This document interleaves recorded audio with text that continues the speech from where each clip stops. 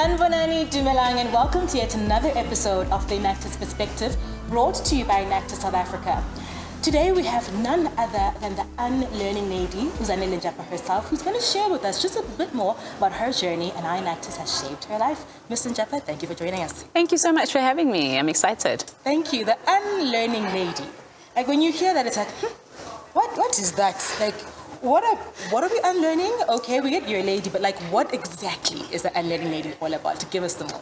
Okay, cool. So, there's a lot to unpack there. Okay. So I've got a history in education. So I'm a teacher by profession. Okay. And one of the biggest things that I noticed during my time in teaching and transitioning into the work that I do now with organizations is that we think we need to learn future skills. But if we look at children, young children, they've got skills like inquisitiveness. They've got the skill of inquiry. They've got the skill of playfulness, which if you actually look at it, translates into today's business soft skills.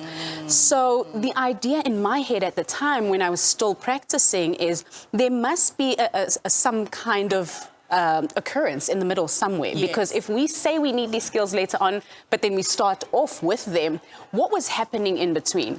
And what was really happening in between is the stereotypes, is the ideas around who we're supposed to be, what we're supposed to do, also business practice and legacy and dogma.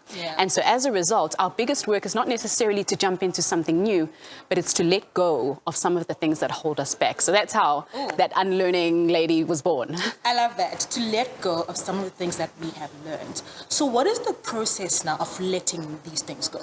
Sure. So it's a lot, but really the crux of today's conversation was exactly that. It was really those two key things, looking and looking again. So what does that mean? The very first part of unlearning anything is awareness, because many of us hold this position around how what we are doing and who we are is perfectly all right. Like, I'm fine. I know what I'm doing. I like it here. It works. I've been doing things this way for a very long time. So it's awareness, understanding that there are things that are holding us back, understanding that there are perspectives, practices, strategies, procedures that do need to be let go of, because on the other side of letting go of those is expansion, is scaling, is growth. So that's the first part I'd say is most important, is just awareness, being aware of what assumptions have been made. And then the second part is pushing back at them, asking the questions that actually make the difference. How can I grow in this situation? What is this situation inviting me to take a look at about myself, about my organization, about my company, about my team? Asking those questions helps to stimulate the brain to see things differently. Because I think most of us, it's funny because we think we're showing up as different people, but the stimulus that we get on a day-to-day basis at work and at home is exactly the same. We speak to the same people, we watch the same programs, we read the same magazines, and then we think we're going to be people who want to grow, but it actually doesn't work that way. So unlearning is fairly simple. It's just about being aware and then challenging some of those assumptions that we're making. Sure. Okay, so once you're aware, now let's take this in a business performance. So let's say a company needs to like re-strategize and like maybe come up with a new marketing plan, right? So how would you then, through the unlearning process, intervene within that company and make them aware? Because with every company, there's a culture, right? There's a way of doing things. So how then do you then say, Chip, follow world, you're not doing this correctly. Let's try and unlearn certain things. How do they go about that process? Okay, cool. So one of the best places to start is to look at the conversations in the marketplace. So what are our clients saying about what we deliver to them? So are we getting feedback that points us in the direction that the marketplace has changed, that consumer practices have changed, that best practice has changed, or even the economy? So are we getting conversations around how the environment around us has shifted? So that's the first thing to look at. And the next thing to look at is how do those things then potentially adjust what we've got going on? So for example, if the economy has slightly shifted and it's affected buying patterns of our consumers, for example, and people no longer want to spend on, if we're talking about marketing, maybe they no longer want to spend on lotion just for beauty's sake. People just want to not be dry, then that's the basic necessity. So you ask the question of how has that then impacted what we do? And you couple that with your growth strategy, like your initial business strategy. What were we trying to achieve in the very first place? And once you look at how the environment is speaking to us, but you couple that with a truthness to yourself, because I think what we do is we're very reactive a lot of the time. And organizations that I've worked with, bless them, and this is the conversation we often have, is moving from being very reactive to having a strategy that, yes, is a reaction, because when you're strategic, you need both. You need a reactive strategy, but you also need a proactive strategy that says that these are the goals I want to go out to market with. So we would have that conversation with that organization, and then we'd ask those two questions. Now, what assumptions did you guys make as a team when it comes to your marketing strategy about what it means to market today? Marketing back then was so simple. You know, you shared a few things on social media. Nowadays, what we're seeing in the trend space is that it's co-creative.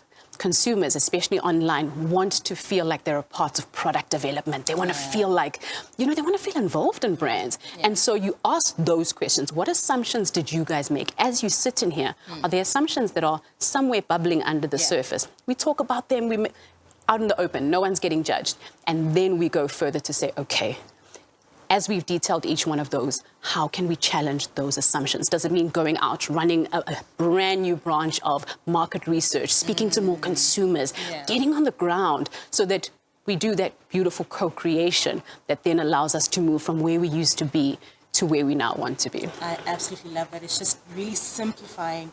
Where do we need to go? How do we need to actually diversify and unlearn the assumptions that we've made that will actually make us grow a bit more? I love that. Now, when it comes to your journey in Enactus, we cannot ignore that you are part of the Enactus family, right? You are an alumni. So how did your involvement in Enactus and your journey from Enactus translate to the unlearning lady? Oh, my goodness, in such a profound way. I always am reminded of a moment we were at Nationals camp. So we have a camp that we prepare. We use the camp to prepare for the competition. So we rehearse our presentations, we look at our projects and everything else.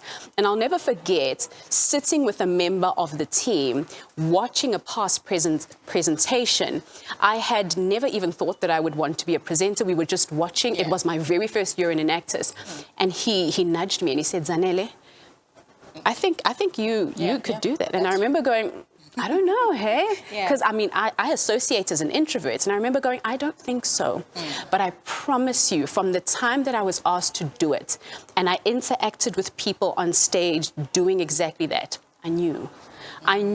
You know how they say that you get, I actually just got chills now. They say you just know.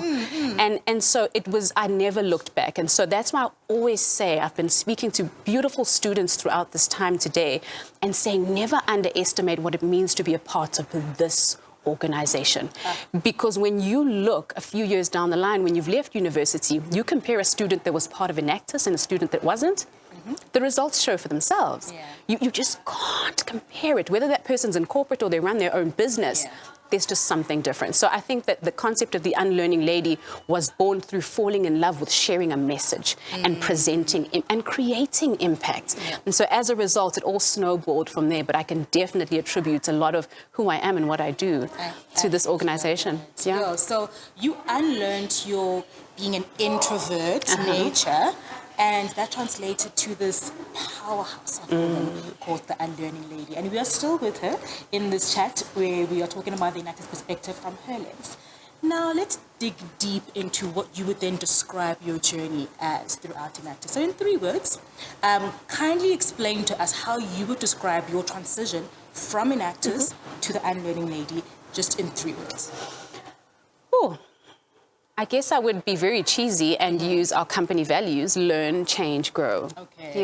So you learned, you changed, and you grew. We absolutely love that. So what advice now would you have to someone watching and saying, I'm inspired by this lady, and I too want to be a change maker and be, you know, a game changer in my field?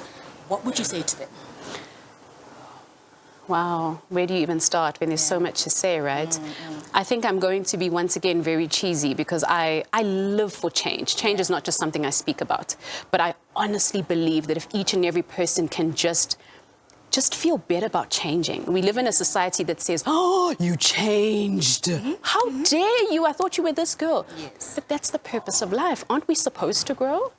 And so I think if I ever give any advice, it would just be allow yourself to just always be changing. Be okay with that, and then also allow other people to change around you as well and support that process. Yeah. I absolutely love that. I mean, on that note, change, allow yourself to change, and allow everyone around you to change as well, because change means good. Yeah. Change means progress, and change means impact. And with that note, thank you so much for joining us, Zanele. It was an absolute pleasure. Thank you for having me.